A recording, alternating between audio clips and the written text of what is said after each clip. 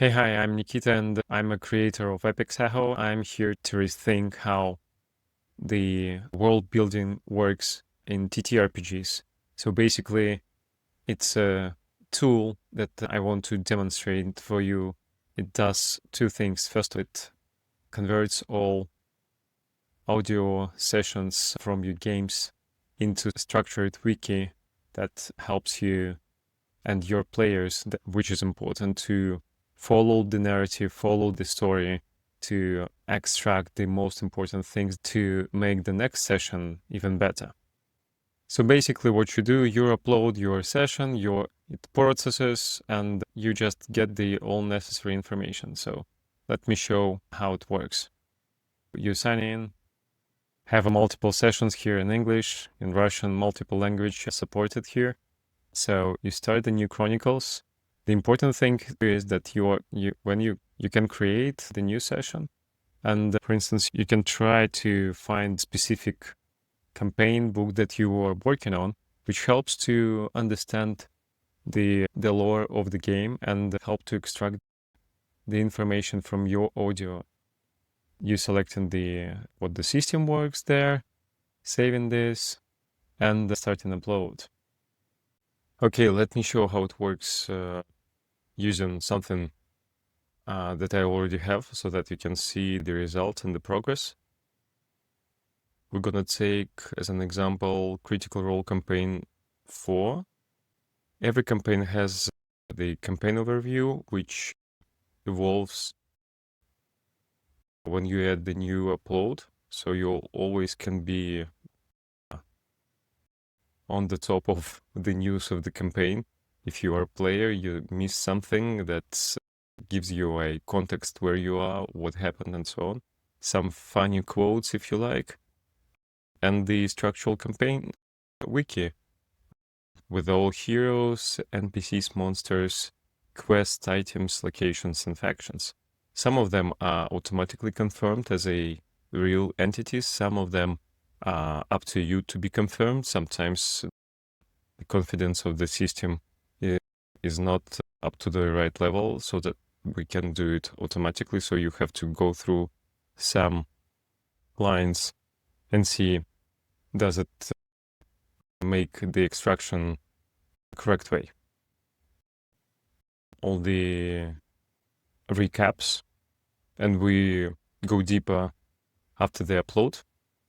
And yeah, that's pretty it. And also there is a campaign lore keeper, and I'm gonna tell you about this a little bit later. But let's do some uploads here. So you take a chronicle, selecting the campaign, never use this session name, it generates automatically. English, you can upload anything up to 2 gigs. You can add the Roll20 chat log if you want to, so that it can emphasize the battle moments and some roles and use it in the recap and so on. I'm just tap begin the upload. Takes some time, so I'm coming back to you in a little bit. All right, what do we have here? The new session is upload. Chains below, mask above, blood at the palazzo. Oh, you have a short recap here. Let's dive in. What do you have inside? That's the most interesting part. First of all, the epicecho separates everything into the scenes so that you can what happened and the main things that you might need to understand. Explains the battle, the discoveries, some social moments, etc. Quick summary. The full tale, that means that the full description of what happened and what the story is. Some quotes.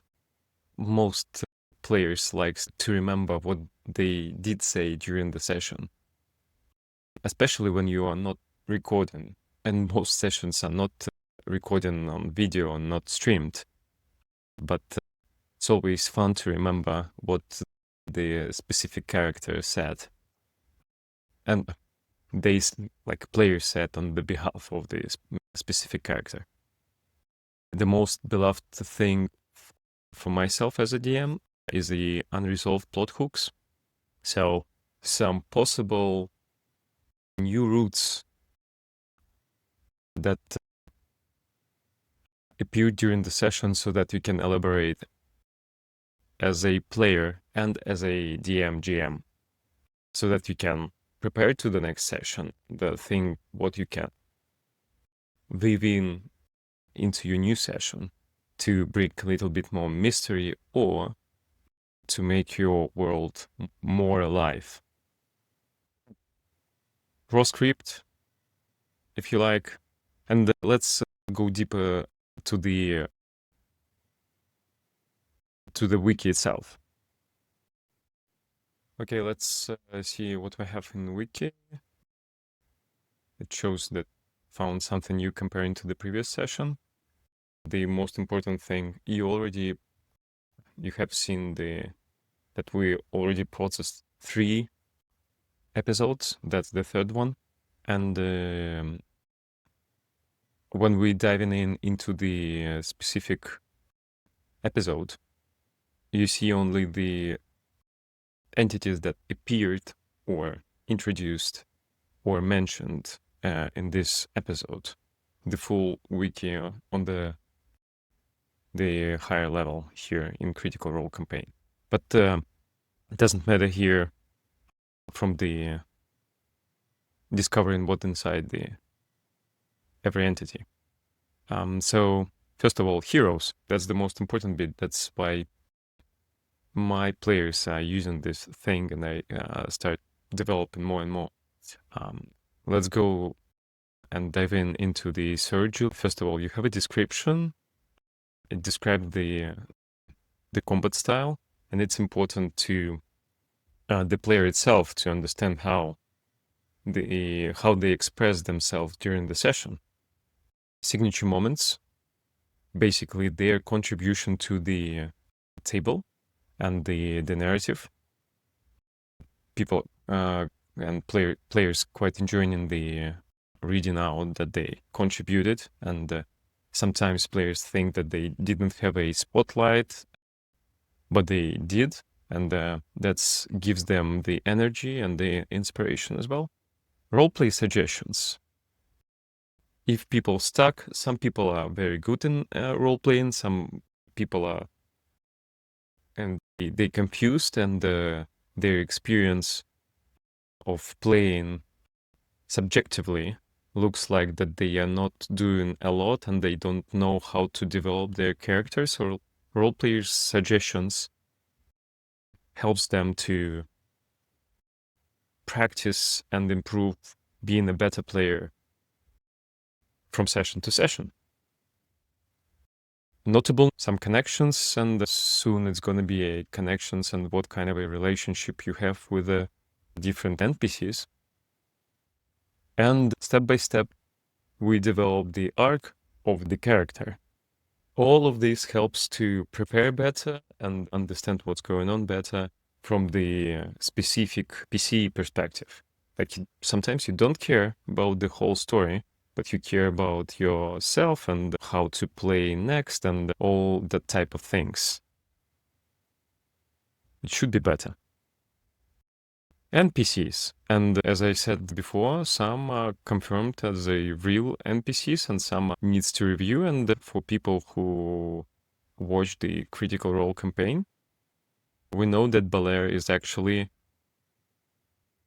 not an NPC, but the player character. So we save in, and the system will remember it. And for the future audio sessions that you're going to upload, it will remember, it will correct. And after some sessions, your wiki and your world building gonna be as perfect as possible. Quests, obviously, items,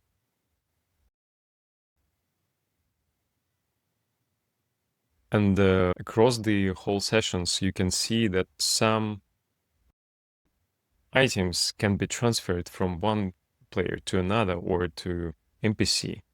And if we see that the item that you are using is from the default D&D weapon items, magical items, you're gonna have an extra stat on this. But this is not the case in this situation. What else? Factions, locations. Yeah, sometimes the system can see the duplications, but it either merges them automatically, but when it's not sure, it will ask you and show you that there is a candidate for duplication and you can confirm or decline. And again, the system will remember this and move it to the next session as knowledge. Well, that's pretty it for now. And I hope this video gonna help you to be inspired to use this app and help you to understand how it can be beneficial in your games, whether it's online or offline, whether it's in English or any other language. So please have a look and write me a message using the contacts on the website. I'll be happy to get any feedback. I'm developing quite fast. I have a good team and we are looking forward to your feedback. Bye.